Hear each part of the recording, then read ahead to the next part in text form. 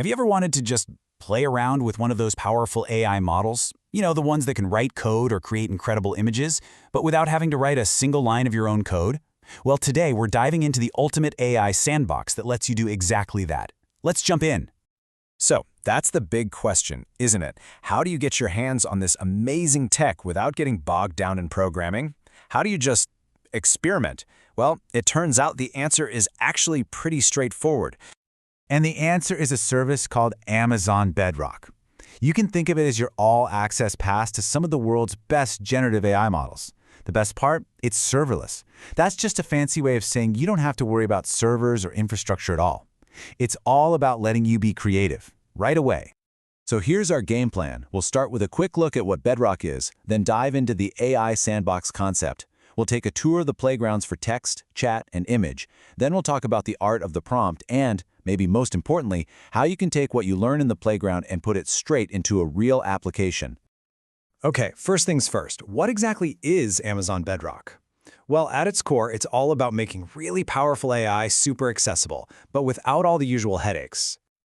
So what can you actually do with it? Well, you can experiment with different prompts and settings in these cool playgrounds for text, chat, and image generation. You can even privately customize these models using your own data to make them even smarter.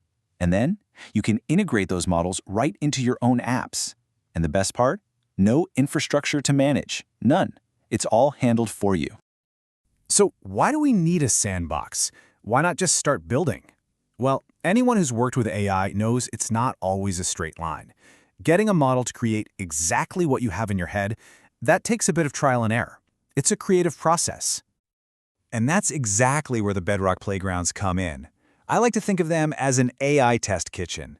It's this visual, no-code space where you can just play around, trying out different models, tweaking the settings. It's the perfect spot to test and refine your ideas before you write any code.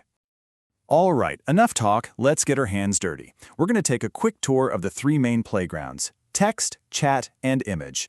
You'll see just how ridiculously easy it is to get started. First up, the text playground. The process here couldn't be simpler. You literally just click text, pick a model, say Amazon Titan text, type in whatever you want to ask it, and hit run. That's it. It's that fast. And a prompt can be anything, really.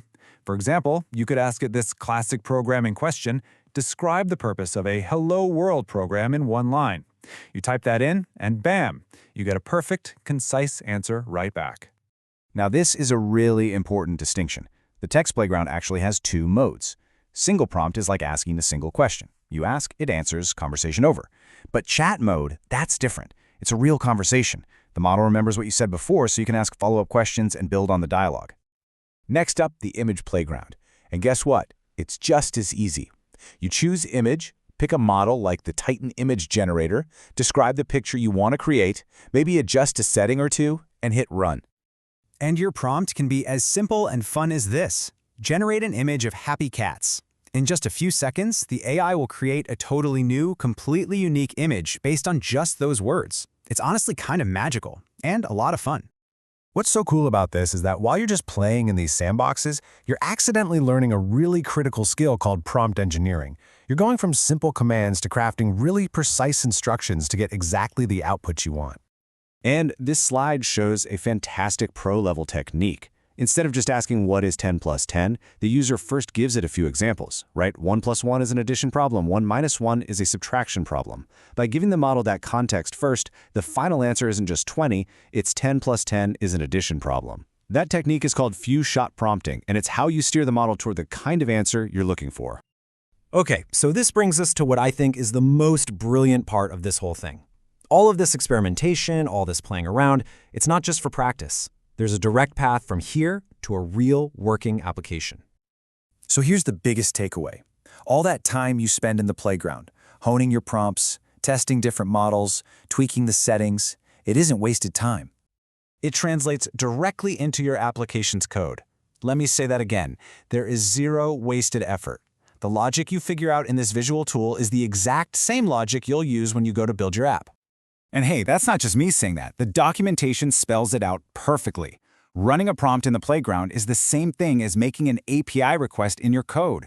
So the playground isn't some separate beginner tool. It's actually the first step in your development workflow. How cool is that? So let's just quickly recap the main points.